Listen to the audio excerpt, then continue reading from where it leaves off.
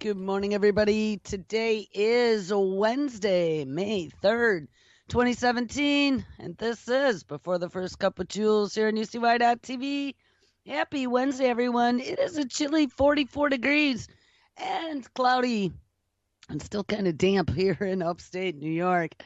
So where did we leave off yesterday? We titled the show AI, Eye in the Sky, Surveillance, 21st Century Cures, and DARPA BTO.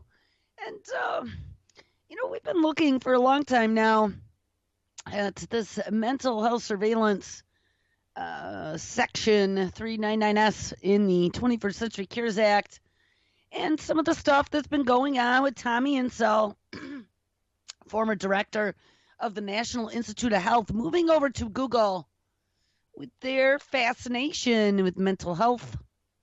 Some of these new tools of being able to diagnose not only emotion, but mental disorders from just the sound of your voice.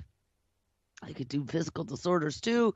So this 21st Century Cures Act is playing out in the real world now. We have Dr. Smartphone, and it's all about bringing healthcare to Africa with the Hoochie phone. Don't worry about it because we have this big crisis in healthcare right now. Healthcare is too expensive and nobody can afford it. And we might dump millions of people off of whatever plan's been out there and tell them to go figure it out for themselves. Well, guess what, people? We are going to have 21st century cures be the answer, and it's going to be digitized. And it's going to be a Fitbit. We're seeing Fitbits and the Panopticon rolling out already through health insurance plans. Even if you want to get free insurance, I think that's going to be the way they sell it to reduce costs because that's what they always do. Better, faster, cheaper. Well, being able to administer your health care through some sort of remote management capability is going to be what happens. That's how it happens in the rest of the world for networks and anything like that.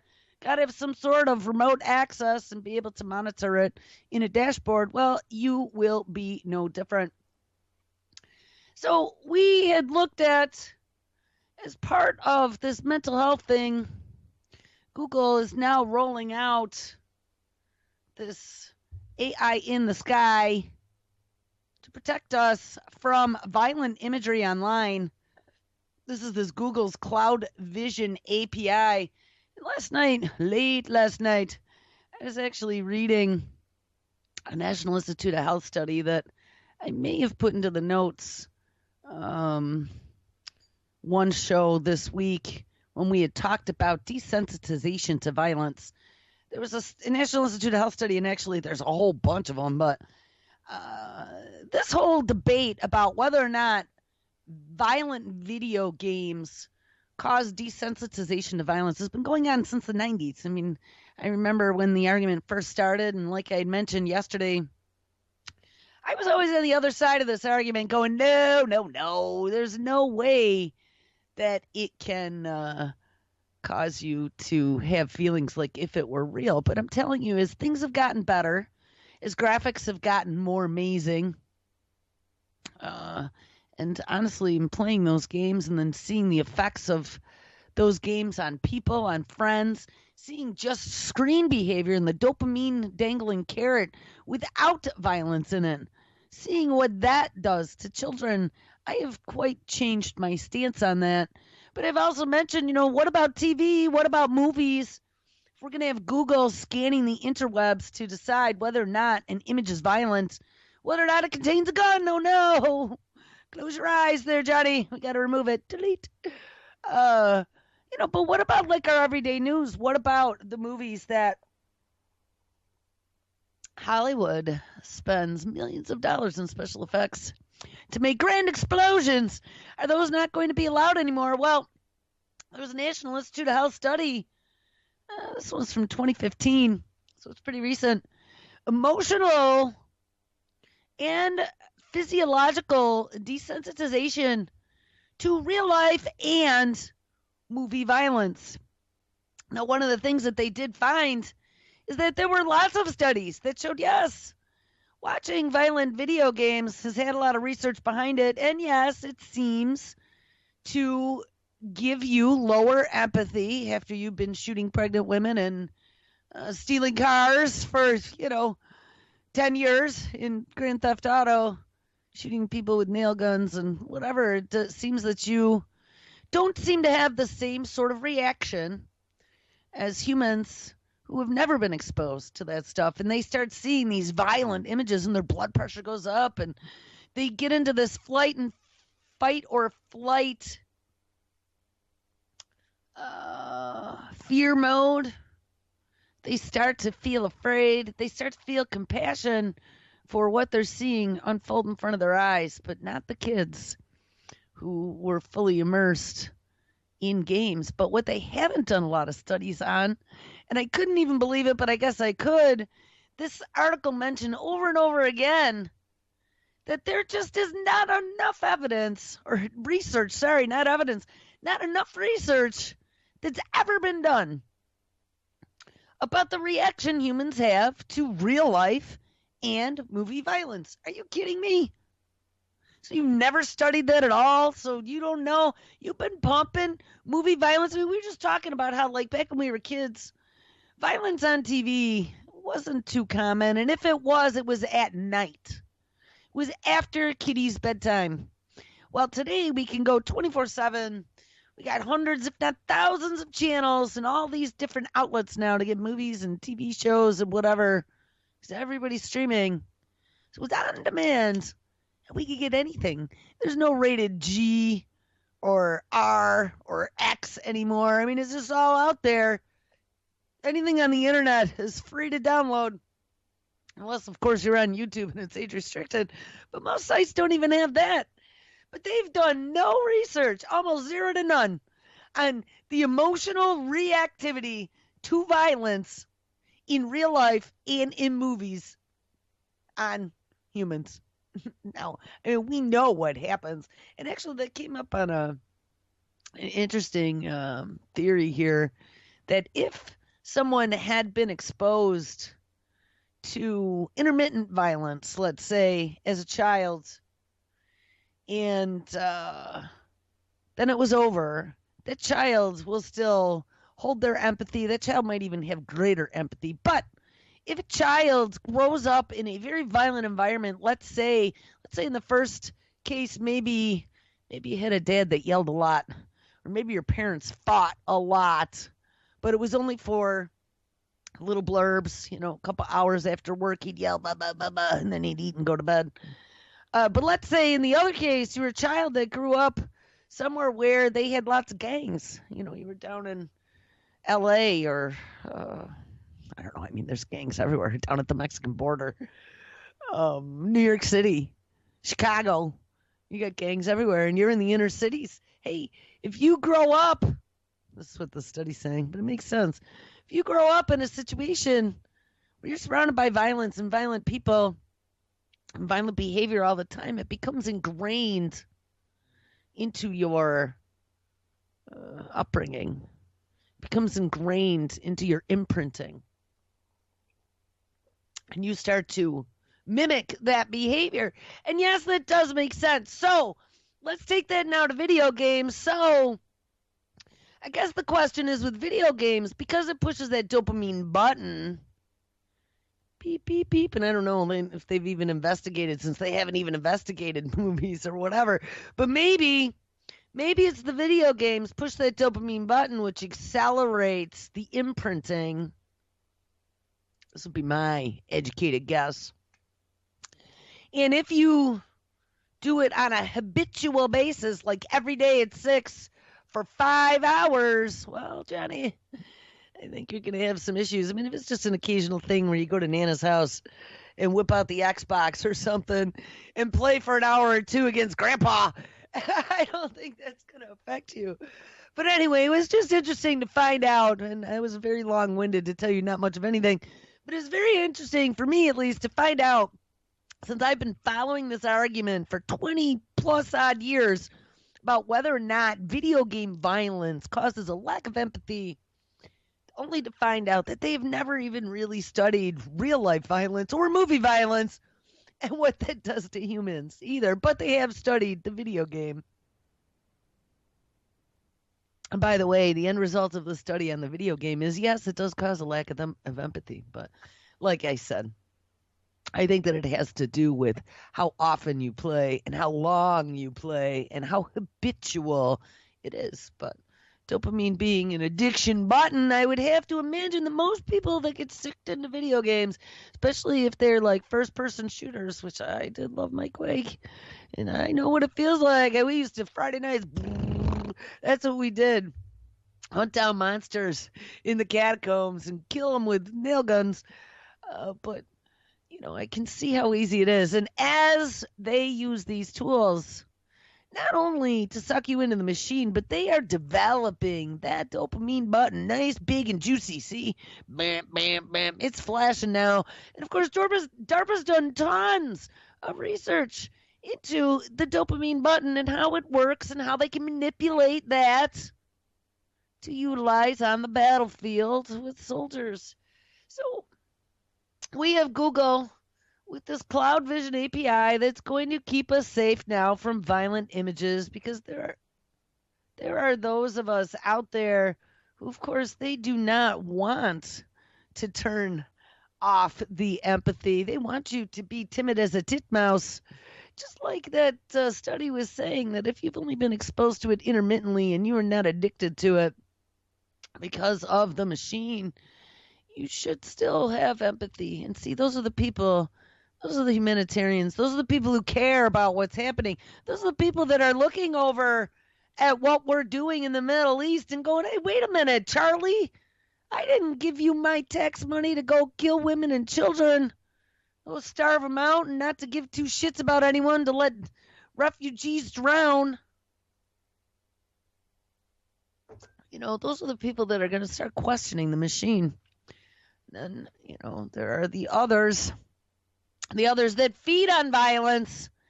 And those will be the people that they utilize to their advantage when things in the homeland are starting to get tippy and people are starting to get itchy and beat some drums. I don't know. I see a lot of that happening now. I mean, literally, it's like there's all these different sides and nobody's happy, but none of the sides get along, and everybody's complaining. And I mean, if we were all standing on even on a nice little boat in the water, not a yacht, but I'd say a little boat where it required balance, we would be in some pretty deep shit right now. We might even be in the water by this point, but it's getting a little tippy for sure.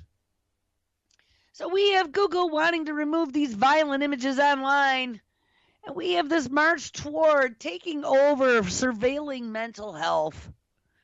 Former director of the National Institute of Mental Health in charge. We also have Google, who wants to monitor your mental health as well. We read a story back from 2015 that was all about Tommy Insel.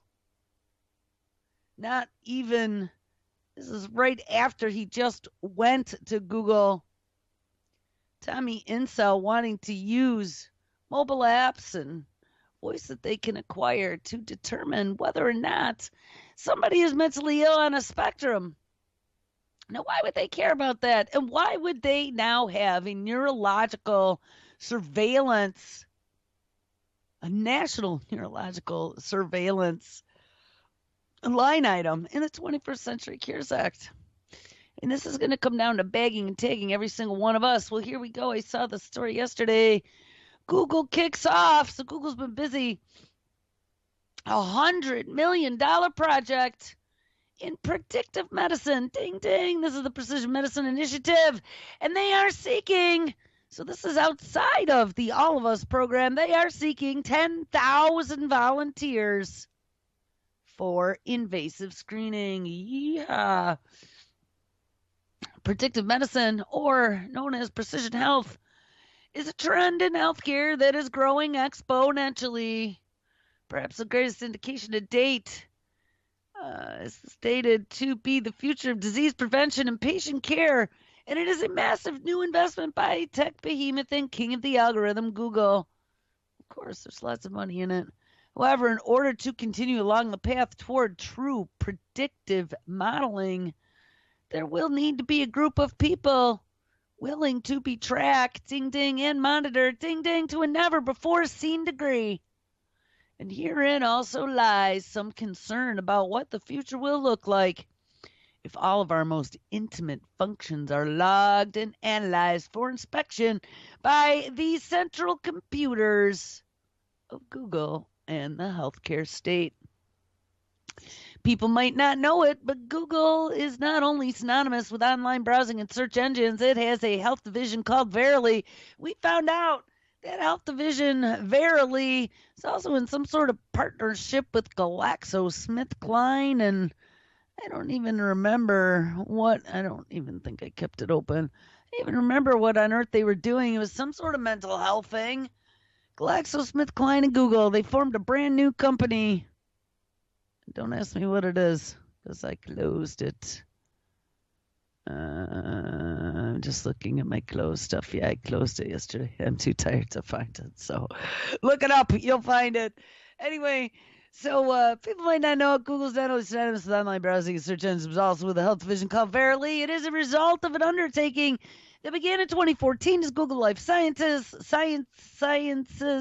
and has become one of the company's most intricate and far-reaching endeavors, none more so than the specific mission of predicting future illness. And ding-a-ling, this is going to keep the cost of healthcare down, is my prediction. Let's do predictive analysis, just like we were talking the other day with predictive policing. Let's do predictive analysis of illness, Johnny, and we'll be able to tell whether or not you're getting sick. You know what? Give us a little DNA swab too there. And we'll be able to determine, statistically speaking, of course, whether or not you have potential to get one of 122 diseases that we know how to scan for right now in your genome. Soon to be 179 for $20 extra a month. This is where it's coming to. I am predicting in the not too distant future, and this really frightens me. This frightens me. They will be able to tell everything that's going into your body once they get monitors on you. We started reading about the neural dust Fitbits again yesterday, the DARPA Berkeley collaboration. And they were talking about how they can monitor all your nerves and zippity zap them, see if something's going wrong. But it gets even more invasive than that. Guys, we are just going to be another node on the network, and we will be getting upgrades at some point in the future. Remember, Crystal talked about uploading and downloading, and I just saw some really new stuff in one of my email dumps that I get on a daily basis about uploading yourself. I don't know, they've been experimenting. I don't have that up either. It's too early, guys. This is too much. All right, so let's see, where do we leave off? Google Life Sciences has become one of the company's most intricate and far-reaching endeavors, and none more so than the specific mission to predict future illnesses, and that is the name of the game. Verily's bold mission has now been given a name. It is called Project Baseline, and see, I told you that. Baseline is very important in so many ways and so many things, because right now what they're doing is getting an average. And for all this stuff, even for our behavioral analytics, for our voice speech patterns, for our gait, for all these surveillance technologies that the Google AI eye in the sky is keeping its eye on, they got to get a baseline, because without a baseline, there's nothing to measure it against. So once they've figured out what your quote-unquote norm is, and maybe it doesn't even have to be your norm, maybe it has to be just the general norm of humans. And if you go outside of that norm, we've talked about it before, Johnny, you are operating outside of perimeters. Dispatch the drone. He needs to be medicated. It's going to come to that. And every time we feed data to this machine, they're baselining us more and more. So you better believe it. That good old Watson there, good old Watson, probably graduated a couple times by now, Mr. Smarty Pants Robot, a couple different degrees. I'd be afraid of Watson. I was really kind of at one side of the fence. One half of my mouth was smiling when I saw that IBM didn't make its mark financially for this last reporting season. But on the other hand, then I was thinking that with IBM not making their numbers, they weren't in the limelight. People will stop paying attention, then they can slide the slippery tentacles and a few more back doors and then come back in the front of the line as Watson learns a few more high-end skills that'll take all the jobs. So, but I would be afraid of Watson for sure, as well as Google with its dueling AIs now learning without human intervention. I mean, guys, we really are getting to a point now. There are so many different competing artificial intelligences that are out there. I saw China, Beidou, and I don't remember the name of the other company. There was a whole gamut of news out of China last night when I was going through my different email feeds, and they are about ready to pull ahead. We should be afraid of China. They just moved. There was one Chinese company called WeChat, I think, which I have no idea what they actually do, but I've read about them a few different times, and they just moved to headquarters to Seattle, I think. There was another company, maybe it was Beidou, that was like turning up the heat on their AI, and Google is really starting to freak out about it because these Chinese companies are moving into our own turf, Silicon Valley, United States, and they're coming from China. How can we allow this? And, it makes you wonder, as these Chinese companies come here and start employing Americans, they'll start hiring some of the best and the brightest and trying to sprinkle dangling carrots to get some of the smarty pants from like Google and DARPA and Toyota. Remember, Toyota opened that big $1 billion AI plant right up there with Gil Pratt running it from DARPA. They got all this talent up there, so it's a wonder that a Chinese company with high aspirations in AI would open a place there. They want to have access to that talent, and they want to be able to steal secrets if they gain somebody like that. So I just was thinking to myself, all this time we've been talking about this 21st century world war. I don't think it's going to be played with bombs, guys. I really don't think it's going to be played with bombs. It's going to be played with technology and with energy weaponry. It's going to be artificial intelligence and being able to enslave as many citizens as you can and get them surveilled and then be able to sell their data or monetize them in some which way. And that's how we're going to finance that universal basic income. We are going to be the product, and everything we interact with is going to be the moneymaker. It's just so amazing how this is happening. So, Project Baseline. This is Verily's bold mission. Preliminary estimates put the price tag of this project near $100 million. But the ramp up in predictive medicine, so this is going to be marrying AI with medicine and Google's own home-baked initiative, is demonstrable in everything from consumer wearable electronics, like your Fitbit, with the simple monitoring capabilities, right up to smartphone apps that have been developed to connect doctors to patients with a history of depression. And what's his name? Jason Erickson wrote this story, hate to tell you, but it gets way more invasive than connecting doctors with patients with depression. How about the African Hoochie Cam? And there are more coming. I saw one the other day where they have been able now to do something where they specially engineer some pancreatic cells that produce insulin. They can implant them back in the mice, and then you can watch real time on your smartphone what your sugar levels are, and you could literally dial up or dial down your sugar on a smartphone and have the cells that they implanted inside of the rat either produce or stop producing insulin, like a direct remote control from your smartphone for insulin production inside of a living organism. Okay, so that's where we are headed, people. And I mean, put on a seatbelt because you haven't seen half of what is coming yet. This ramp up to predictive medicine initiatives is demonstrable in everything from consumer wearables with simple monitoring capabilities right up until smartphone apps that have been developed to connect doctors to patients with a history of depression. And while many people seem to be on board with employing technology as an elective measure to better their overall physical and mental fitness, one should understand that this is the merger of healthcare and the insurance company. Yeah, and we got to watch out for them. Where the slippery slope might be found, and even worse than that, for them to decide whether or not we're even worth keeping around because it's going to cost too much. With our health problems that are maybe genetically passed down, maybe your whole line needs to be ended there, Johnny. You guys are defective.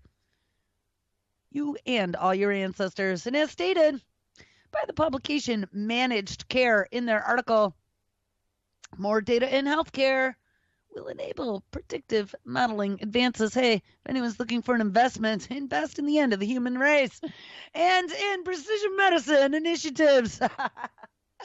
It's going to make bazillions.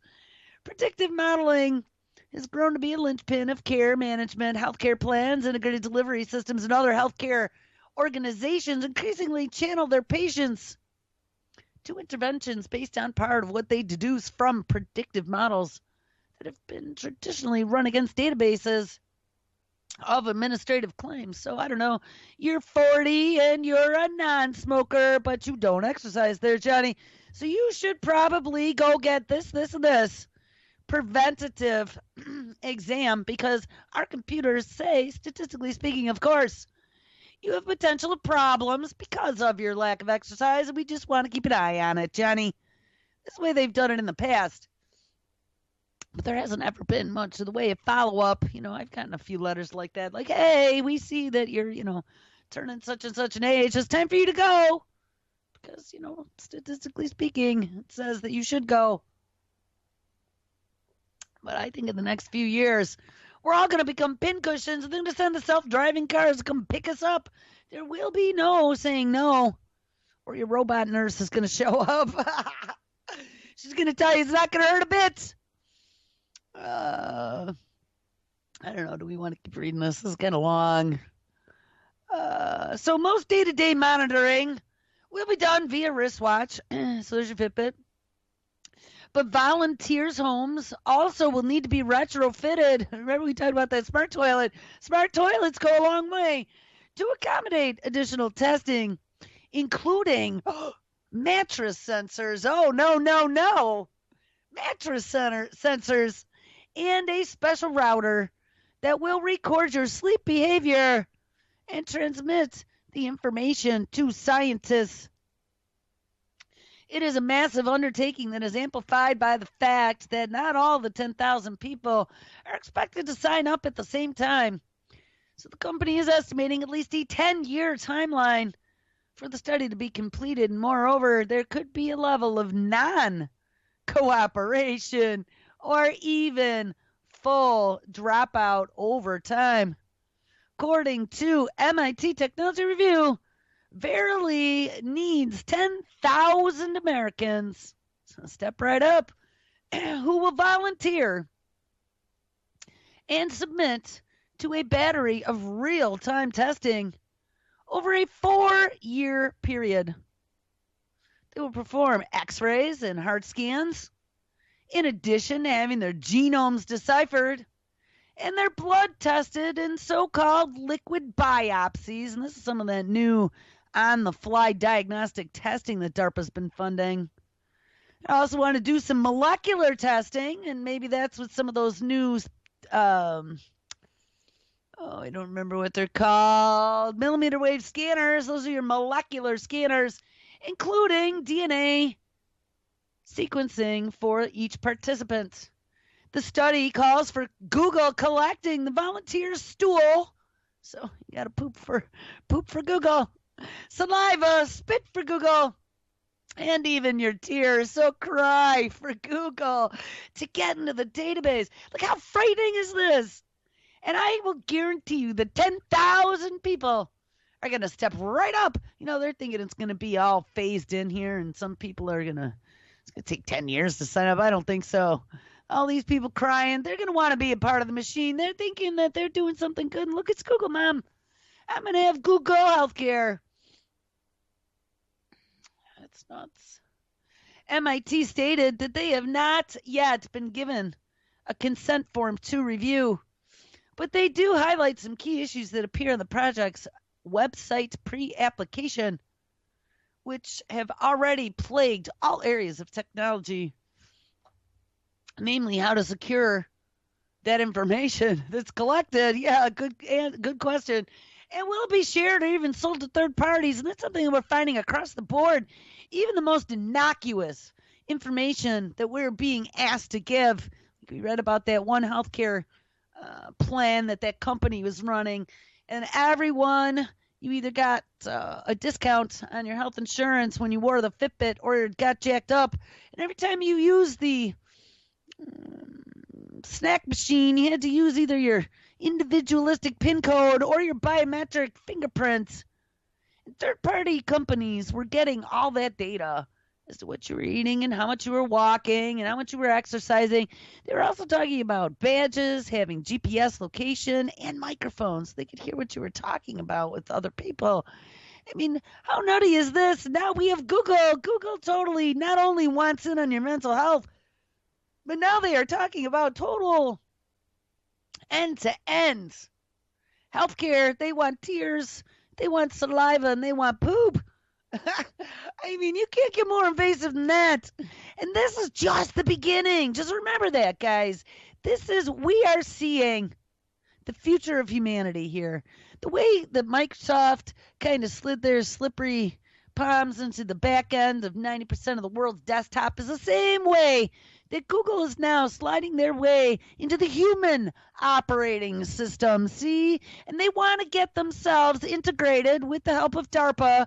Remember, I told you the unholy trinity, Google, DARPA, Kurzweil. That's it. I'm telling you, I knew it the second I saw it. The second Kurzweil got hired, and that Regina Duggan, and they started sliding all these people over there from DARPA, it was just like bells started ringing. That is the group that is doing this. They are all working together. And this is keeping you healthy and keeping you safe to make you a node on the network. And it's going to happen. And it's going to be forced, quote unquote, voluntary.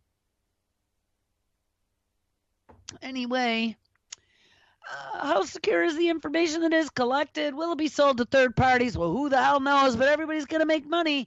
And they're going to be able to keep tabs on all of you as they give you your universal basic income. See, this is coming right about the time when the robots are going to take all the jobs. And, you're going to get unruly if you have nothing to do. But if they can keep you monitored, they can know your location at all times. They can tell what you are thinking. And they know when you are sleeping. They know when you're awake. They know if you've been bad or good. And here's the thing, it's going to be Google. And if anyone remembers last year or the year before, Google had that Christmas card with Big Dog, the DARPA Boston Dynamics robot pulling a sleigh. And that's exactly what it's going to be. They're going to know everything. And they'll be able to and turn you on or off. They'll be able to control those brain chemicals and tune you down a notch or two with your little frequency emitter. Style Johnny down to 10 hertz. We're going to turn him down. Take a nap, Johnny. And that's what's going to happen, guys. This is the end result of all of this. So don't think that it's all for making sure that Nana lives to a ripe 120 and it's going to be all about longevity medicine. No, no, no. Nana is going to become part of a study somewhere. They're going to learn how to fix things while using Nana as an example. So in the future, it'll be all perfected. But in the meantime, when us plebes that are the real-time guinea pigs are being used for experimentation, it'll also give them the ability to keep us in check and dial us down so we don't get unruly. The good news is, for anyone alarmed by the direction that the Google-directed healthcare could take, people like Jewel, is that we are clearly a decade or more from knowing how viable any of this will be for full integration into healthcare management. Yeah, but I don't think it's going to be that long. They're already messing around with all kinds of different things for smart healthcare. It is a ripe market. And with the 21st Century Cures Act being passed in December of 2016, they have gotten away, cleared from that pesky FDA to be able to start clinical trials before anything else. I don't think it's as slow as they are warning in here. However, the warnings about Google's intrusion into internet activity, including surveillance, advertising, manipulation. Remember, we talked about them opening the microphone. They have rights to do that and to be able to advertise to you based upon what is being talked about in the room, including surveillance, advertising, manipulation, and censorship. And of course, now they are censoring. We have them demonetizing people all across the alternative media movement, from videos to websites. I just saw activist post got some nasty letter from Google Ads saying, hey, guess what? We don't want you anymore because you don't conform to our standards of news. Across YouTube, any of the big YouTube channels are getting 100 plus videos demonetized at a time, going, hey, Charlie, you don't fit our terms of service. And they're going to keep whittling away at that. I've been hearing now that there are a number of broadcasting services out there, some of the different Podbean, let's say. That was Alan Odinson, Barbarian Lounge. I just saw a video with him yesterday. They supposedly someone hacked his account or something and they shut it down. He's fully locked out and nobody can get in. I saw in Media Monarchy yesterday in the chat room, somebody there who must have been broadcasting said that they wouldn't even accept his money to renew for next month. So I'm wondering if places like Google Ad Services aren't pressuring them as well, saying, hey, get all this advertiser unfriendly content off your site, or guess what? We're not going to allow you to use our services. And see, these companies like Podbean or Mixler or whatever, they don't care about who's providing them money. They don't have a stake in the game for alternative media. They're just all about, hey, we just want people to talk and maybe talk about kitty cats and what you had for dinner. So it's not any type of controversy. And so we can keep getting our ad revenue. Google will love us. But see, Google's the one that's changing the whole show here. Google is running way more than what we even imagine. And there's another story here that I think we're going to hit next that it's talking about making Google the world's most powerful entity. And they're getting to that point, guys. This should be frightening because Google and their AI and everything else that's going on. And now I saw there's even more stories talking about reshaping government and using AI to be assistive to lawmakers because, we just are such puny humans with our emotional decision-making process that we got to have some smart, super pulsating brain helping us make our decisions. But anyway, however, the warnings about Google's intrusion into internet activity, including surveillance, advertising, manipulation, and censorship, was similarly warned about in advance, and only now is becoming common knowledge about how much Google collects or tracks our interests. Yeah, well, if people would have just listened to me 20 years ago, it wouldn't have been a surprise. The introduction of similar algorithms to targeting our physical being leaves not a minute to waste if we wish to sound a warning about what will happen if Google succeeds with mapping human health. Ding-a-ling-a-ling-a-ling-a-ling-ling. All right, well, Google is working on it. Here's an article, May 1st, 2017. Google's AI plan could make the company the world's most powerful entity. Oh, how much worse can it get? Well, using games to train and enable AI to learn is one thing. And remember, those games we found out is where they took two AIs and they let them compete against each other for resources.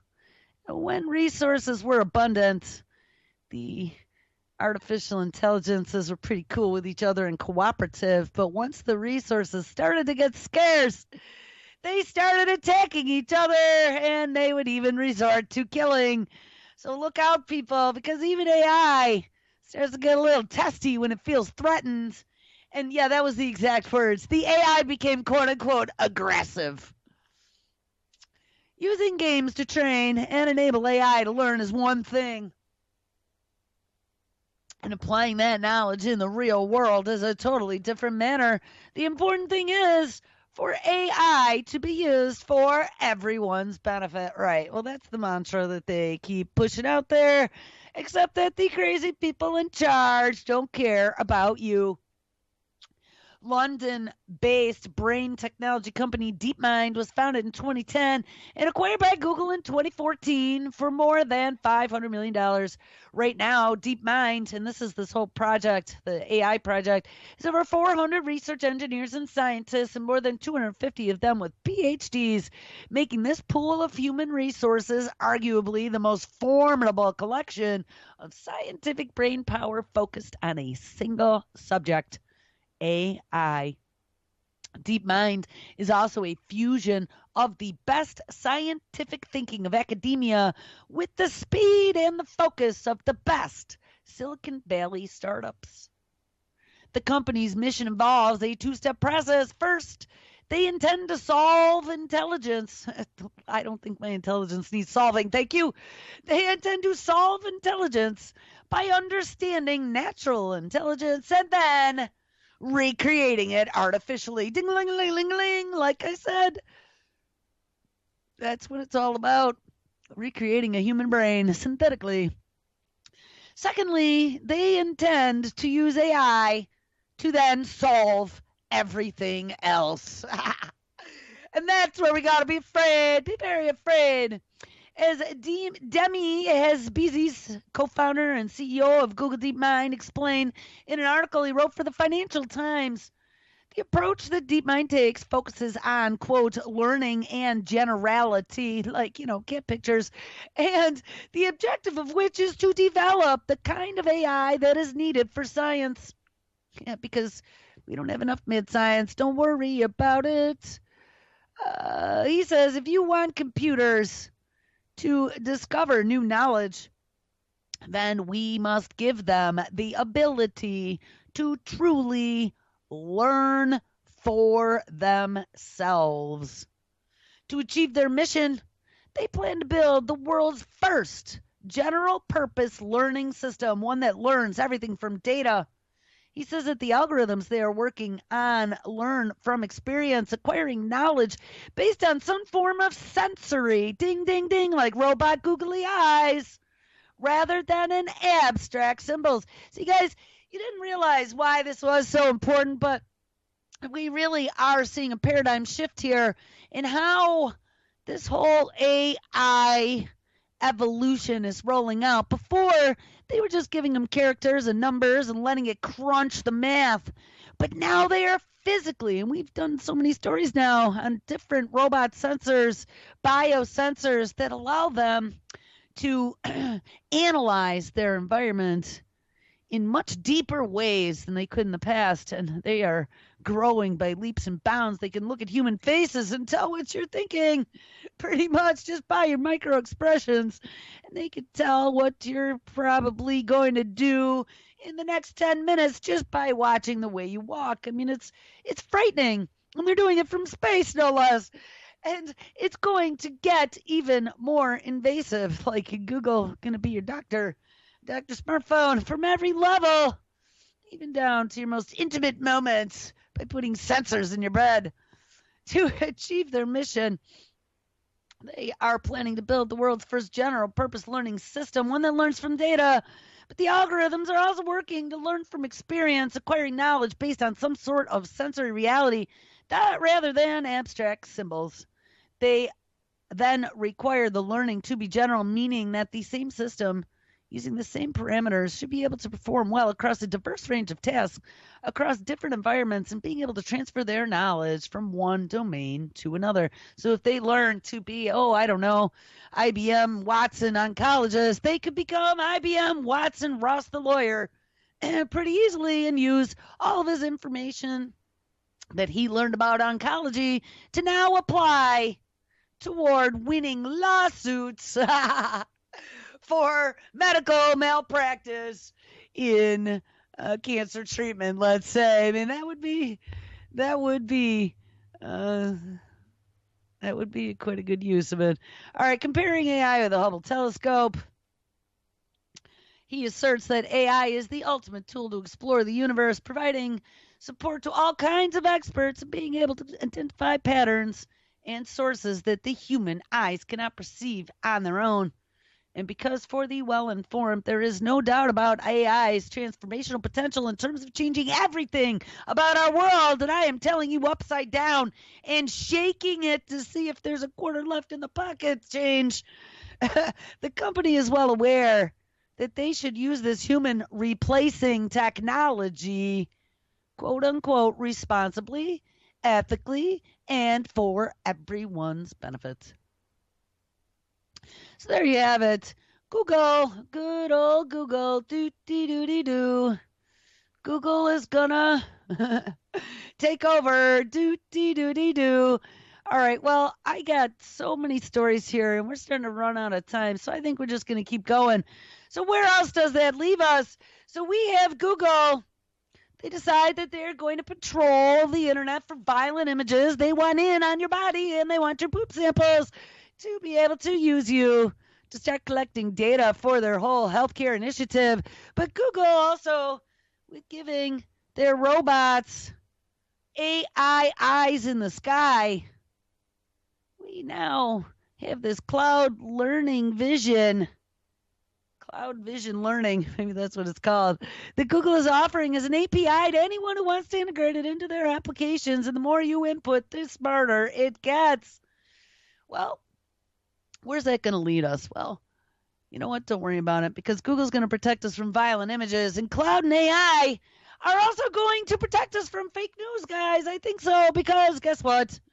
Yes, they had truth algorithms and all these other things, but cloud and AI are also reshaping news production. I'm going to do news with a quote-unquote finger quotation marks around it. Top technologists at places such as Al Jazeera, Sinclair, and Nexstar predict that the cloud will help producers break news more quickly, while artificial intelligence and big data will help them mine their archives for information, not just about news trends, but about how to shape stories for different audiences. So AI is going to groom a story for 10 different ways, for 10 different audiences if need be. And they are going to distribute to channels more appropriately for mobile, social, and whatever OTT is. I have no idea. Maybe that's a news term. The cloud and artificial intelligence and big data will play a much larger role over the next 5 years in how television organizations interpret, produce, and disseminate news, according to a panel of executives who spoke at a meeting of the Avid Customer Association in Las Vegas. At Al Jazeera, technologists are implementing a quote-unquote cloud-first strategy that will enable producers to get breaking news on the air more quickly by providing them access to the tools they need, no matter where they are. We want to be able to empower people to not necessarily have to even ever come into the office, says the network chief information and technology officer. The cloud strategy enables technologists to spin up resources or dial them back as they need it. And it enhances news sharing among Al Jazeera's 80 news gathering bureaus around the world. For local broadcasters in the U.S., the cloud offers opportunities to offer personalized programming, says Senior VP and Chief Technology Officer at Sinclair Broadcasting, and that's where a lot of our local, I know our local Rochester news is done by Sinclair. In 5 years, we will be using the cloud to deliver content, he says. And as we move into ATSC 3.0, which I think is probably a new TV platform, because there used to be NTSC, that was the video platform, versus PAL, which is Europe versus US, which can target everyone over the air with individual content. We will have to be in that business. So personalization ad nauseum, people. And I bet you this has something to do with this violence detector that Google is talking about as well, where they can groom your feeds to your personalization. You won't be in that business having a server in your master control room playing out one channel anymore. Sinclair is currently looking at playing out its 3 digital subchannels, TBD, Charge, and Comet, from the cloud. And there are other projects we are working on that could play out of the cloud as well. We call it our training wheels. Learn as you grow. And if you don't take some steps now and take some risks operating out of your comfort zone, you are never going to learn anything, they said. The number of technology manufacturers, the number of station groups is starting to dwindle because of consolidation. So it is ever more important for companies to know where they are going and, of course, get bigger, leaner, and faster. For deployments, we need to make sure we are making good judgments, blah, blah, blah. In addition to analyzing its content with AI, Al Jazeera is also going to be using big data analytics to mine information that might be hidden in its archives of 20 years of news programming. Analysts look, for example, at how many times a politician uses certain phrases during speeches he made in a certain state, and then try to discern if that relates to a certain policy decision that he made in the future. The possibilities are endless. You have to digitize, then analyze. And that should be like the mantra of the month. That is what they're doing. Digitize so we can analyze. So, all right, brand new MIT Technology Review. We have talked about them being able to mimic voices and images before, and you can't even tell whether or not they are real. And some of those voice mimicking was from 1999, believe it or not. Well, real or fake, May 1st, 2017, AI is making it very hard to know. So put on a seatbelt, because you won't even know if you have real news, people. You won't even know if the news and the lecture you are seeing is real. Thanks to machine learning, it is becoming easy to generate realistic video and to impersonate someone.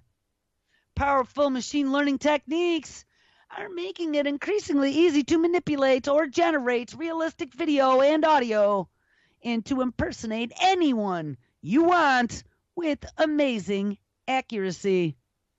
A smartphone app called FaceApp, released recently by a company based in Russia, can automatically modify someone's face to add a smile, add or subtract ears, or swap genders. The app can also apply beautifying effects that include smoothing out wrinkles and, more controversially, lightening of the skin.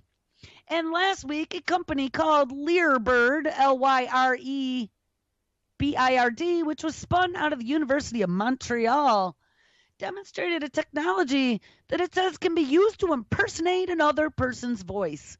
The company posted demonstration clips of Barack Obama, Donald Trump, and Hillary Clinton, all endorsing their technology. These are just 2 examples of how the most powerful AI algorithms can be used for generating content rather than just for simply analyzing data. Guys, if you really start looking at the picture that we are painting here, we are going to a bad, bad, bad place.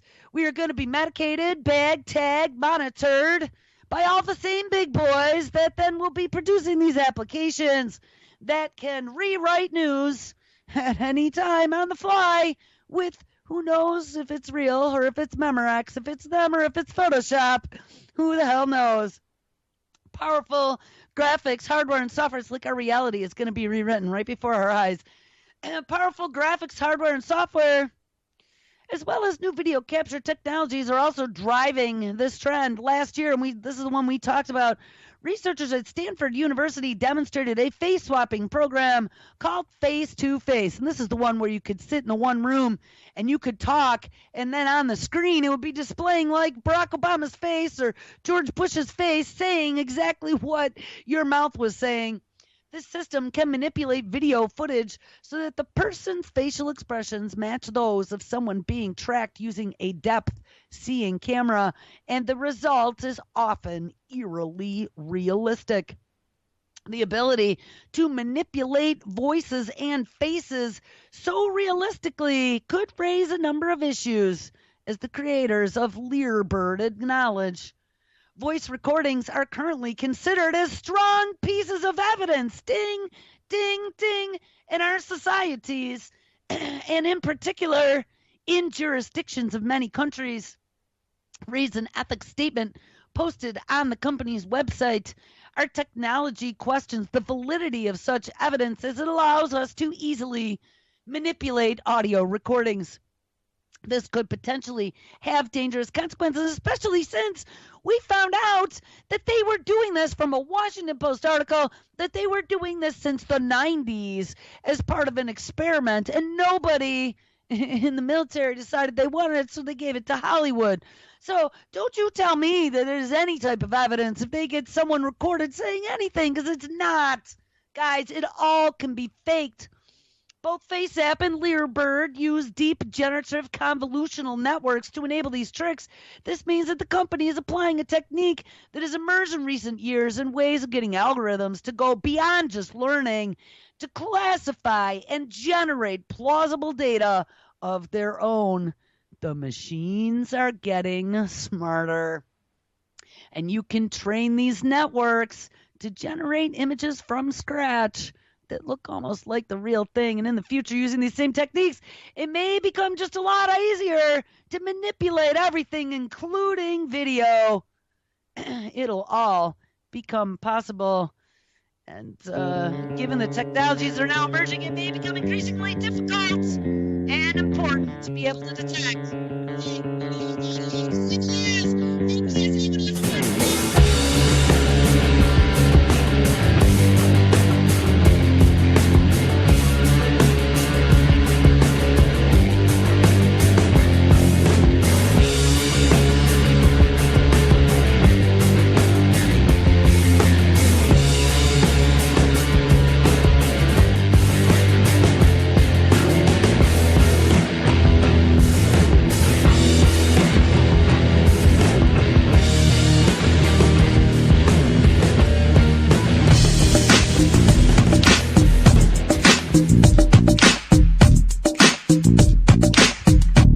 Listening to UCY.tv. Why don't you stick around for more awesome radio?